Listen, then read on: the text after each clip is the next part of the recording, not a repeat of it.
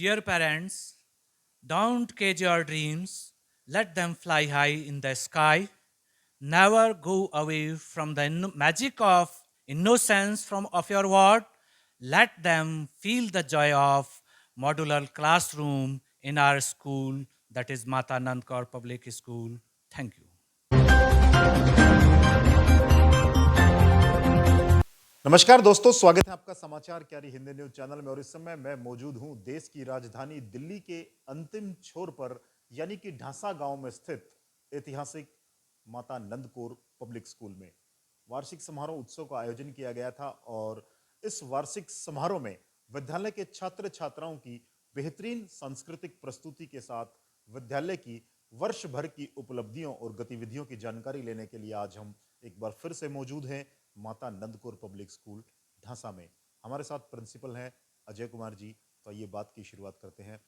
अजय जी, किसी भी विद्यालय का वार्षिक उत्सव उस विद्यालय के वर्ष भर की गतिविधियों की जानकारी अभिभावकों को ताजा अपडेट से दुरुस्त करना, साथ ही छात्र छात्राओं की उपलब्धियों को प्रदर्शित करना। तो कैसा आपका वार्षिक उत्सव रहा, क्या कहना चाहेंगे? हमारे स्कूल का जो वार्षिक उत्सव है वो बहुत ही अच्छा रहा, क्योंकि इस उत्सव में हमारे स्कूल के जो बच्चों की परफॉर्मेंस रही, चाहे वो एजुकेशनल रही, चाहे वो कल्चरल एक्टिविटीज़ रही, चाहे वो स्पोर्ट्स की उपलब्धियां रही, हर तरीके से जो भी बच्चों ने पूरे साल भर किया, जो भी उन्होंने मेडल्स मिले या जो भी हमारे स्कूल की जो ट्रॉफ़ी मिली, चैम्पियनशिप ट्रॉफ़ी, तो उस चीज़ का, और बच्चों ने, आपने देखा ही होगा कि किस तरह से उन्होंने कल्चरल प्रोग्राम में बढ़ चढ़ करके, मैक्सिमम बच्चों ने बढ़ चढ़ करके भाग लिया। तो फरवरी का महीना है और अभी कुछ ही दिनों में बोर्ड की परीक्षाएं भी शुरू हो रही हैं। जी, और सबसे बड़ी बात है कि जो माँ बाप के मन में एक जिज्ञासा है, अभिभावकों के मन में एक जिज्ञासा है, बच्चों के एडमिशन को लेकर के एक बेहतर स्कूल की वो तलाश करते नजर आए हैं। ये दो चीजें मैं जानना चाहूंगा कि बोर्ड की तैयारियों की परीक्षा की तैयारियों की कर रहे बच्चों के लिए क्या मैसेज रहेगा, क्या कहना चाहेंगे? देखिए, एग्ज़ाम के लिए मैं बच्चों के लिए यही कहना चाहूँगा कि बच्चे जो उन्होंने साल भर पढ़ाई की, उस पढ़ाई में अब जो वो रिवीजन कर रहे हैं कि एग्ज़ाम शुरू हो चुका है, और उस रिवीजन से केवल ये ना हो कि वो केवल ओरल ही तैयारी करें। बच्चों को मैं ख़ास तौर से ये कहना चाहूँगा, जो भी वो ओरल रीडिंग करते हैं, लर्निंग करते हैं, रिवीजन करते हैं, तो उसको रिटर्न में भी कर करके देखें। क्योंकि अगर वो रिटर्न नहीं करेंगे, केवल रिवीजन करेंगे, तो उनकी स्पीड कम हो जाएगी। और क्योंकि बोर्ड का जो एग्ज़ाम है वो लिमिटेड टाइम पीरियड में ही बच्चे को बहुत सारे क्वेश्चंस करने होते हैं, तो बच्चे इस चीज़ पर भी ध्यान दें कि वो रिटर्न वर्क कंटिन्यू घर पर प्रैक्टिस करते रहें। अजय जी, आज के समय में अभिभावक विद्यार्थियों से ज्यादा चिंतित नजर आते हैं, खास तौर से विद्यार्थियों के भविष्य को लेकर के और उनकी एजुकेशन को लेकर के उनके मन में हमेशा एक कौतूहल रहता है। तो आज के वर्तमान समय में आप क्या समझते हैं अभिभावकों को लेकर के और विद्यार्थियों को लेकर? देखिए, एक अभी आपने देखा ही होगा कि साल डेढ़ साल हुआ है अभी कोरोना से बाहर निकल कर गया है। और कोरोना का वो ऐसा टाइम पीरियड था कि जहाँ सभी चिंतित थे, पेरेंट्स भी चिंतित थे, स्कूल में टीचर भी और स्टूडेंट भी परेशान थे कि उनकी पढ़ाई कैसे हो।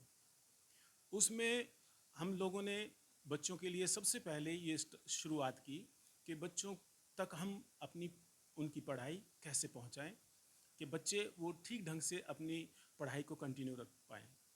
तो हमने सबसे पहले सहारा लिया व्हाट्सएप का। व्हाट्सएप के बाद फिर हमने गूगल मीट से या जूम मीटिंग से बच्चों की एजुकेशन हमने कंटिन्यू रखी।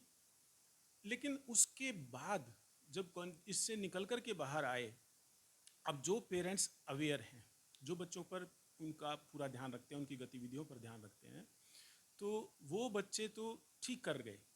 लेकिन कुछ बच्चे जो थे इस मोबाइल का, इस सोशल मीडिया का गलत इस्तेमाल करने लगे, तो उससे पेरेंट्स परेशान हैं। तो हम लोगों ने बच्चों को अवेयर करने के साथ साथ पेरेंट्स को भी ये बताने की कोशिश की कि बच्चों को मोबाइल से अब उनको इतना कनेक्ट मत रहने दीजिए। अब उनको मोबाइल से दूर रखिए, क्योंकि अब ज़रूरत नहीं है। अब फिजिकल क्लासेस पूरी तरह से स्कूल रन कर रहे हैं, अब कोविड का कहीं कोई दिक्कत नहीं है।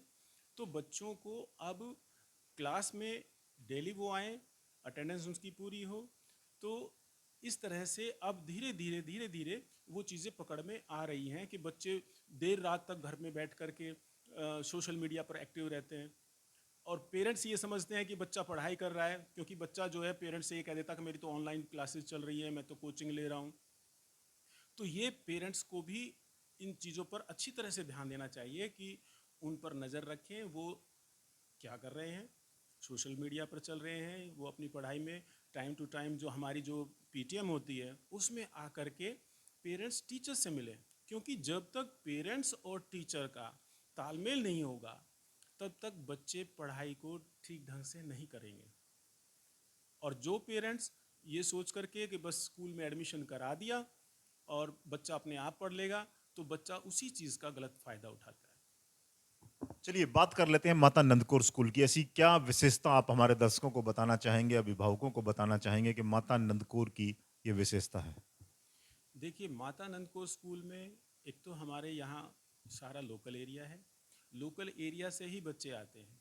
और पेरेंट्स बच्चों को स्कूल में एडमिट कराने के बाद वो ये सोचते हैं कि अब स्कूल ही इनका माँ बाप है। और हमारा स्कूल भी एक स्कूल नहीं, जैसे मान लीजिए आप एक बिल्डिंग बना देते हैं, घर बना देते हैं, तो उसको जब तक उसमें परिवार नहीं होगा तो वो केवल एक खाली मकान कहलाएगा।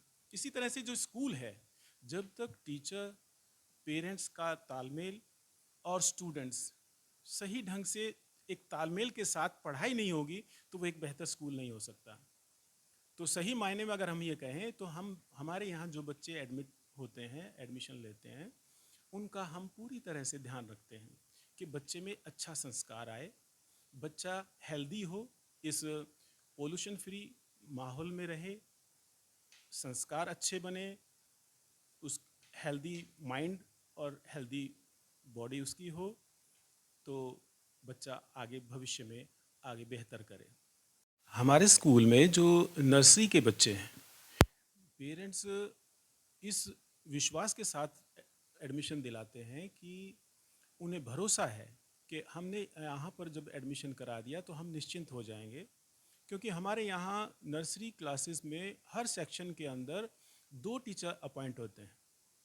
और हमारा जो पढ़ाने का बच्चे का तरीका है वो हम फॉलो करते हैं, खेलो और सीखो। कि बच्चा खेल खेल में ही बिना किसी बर्डन के, बिना किसी हेजिटेट होने के वो बच्चा सीख सके। और बच्चे उसको सीखते भी बड़े आसान तरीके से सीख लेते हैं। तो बच्चे भी खुश रहते हैं, उनको किसी प्रकार का कोई बर्डन नहीं होता और वो अच्छा करते हैं।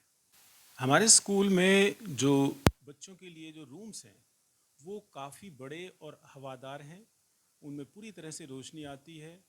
और हमारा स्कूल प्रकृति के एकदम स्वच्छ वातावरण में बिल्कुल चारों ओर हरियाली के बीच में स्थित है। और यहाँ पर बच्चों के लिए हम लोगों ने बहुत सारी एक्टिविटीज़, बहुत तरह के उनके लिए खेलने के टॉयज़, खिलौने प्रोवाइड किए गए हैं कि बच्चा किसी भी तरह की कोई बोरियत महसूस ना करे और हंसते खेलते वो चीज़ें सीखे। माता नंदकौर पब्लिक स्कूल ढासा में इस समय हम मौजूद हैं और यहाँ के शिक्षकों से हम बात करते हैं, जानते हैं माता नंदकौर स्कूल की क्या विशेषताएं हैं। मेरा अनुमान है, जैसा मुझे ज्ञात है, कि इस स्कूल में जो विद्यार्थी हैं लगभग 2000 के करीब यहाँ पर छात्र छात्राएं शिक्षा ग्रहण कर रहे हैं। तो ये बात करते हैं, संतोष सिंह हमारे साथ जुड़ने वाले हैं, उनसे जानकारी लेते हैं। बहुत बहुत स्वागत है आपका समाचार carry. Welcome, sir. Thank you.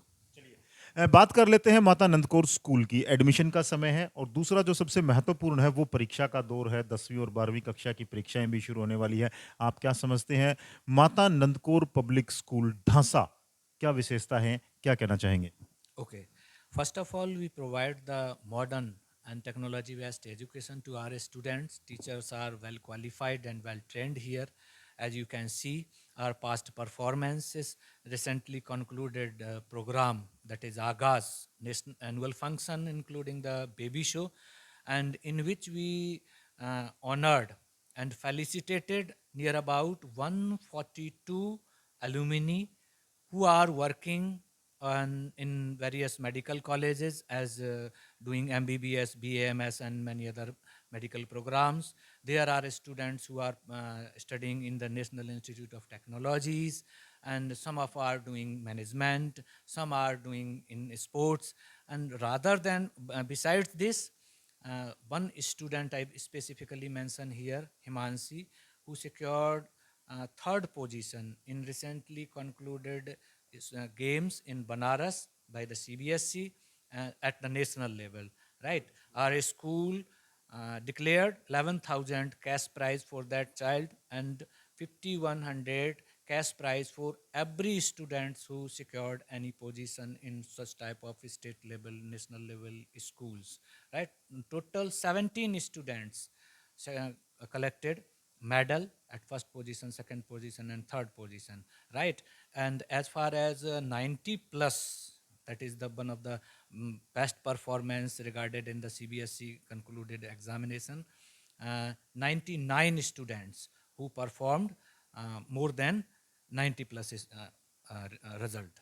One of the students, Mansi, I think, sir, Mansi, who secured recently concluded NEET MBBS position, है ना? Yes. वर्तमान समय में जो बोर्ड की परीक्षाओं की बात कर लेते हैं 10वीं और 12वीं के लिए, निश्चित तौर से छात्र भी चिंतित हैं। खास तौर से मैं अभिभावकों को की जो सोच है मैं उसको आपके साथ साझा करना चाहता हूं। छात्रों से ज्यादा कहीं ना कहीं अभिभावक चिंतित नजर आते हैं बच्चों की परीक्षा को लेकर के, उनके दबाव को लेकर के। क्या मैसेज देना चाहेंगे? Okay, you are absolutely right, sir. We teachers here remain for the whole of the session, completing and concluding, or you can say just completing the backlog of the 3 years Corona backlogs, because those students who were in the 7th class, they were promoted to the 8th class, and from 8th next year, they were promoted to the 8th to the 9th class. Directly, they were with us in the 10th class, and those who were in the 9th class, they were in 12th class this year. So we are not expecting too much from them, but definitely our effort, our hard labor, the whole teamwork will definitely secure a good position, not only for the parents, for the students, and for the school also. So this year we are not expecting too much, but very good result we will see this year also in board examination. As I today myself uh, supervise the whole students, because today English paper was there for 12th class, and it was my duty being the postgraduate teacher in this school. So all students were very confident and happy to appear in the first board examination this year.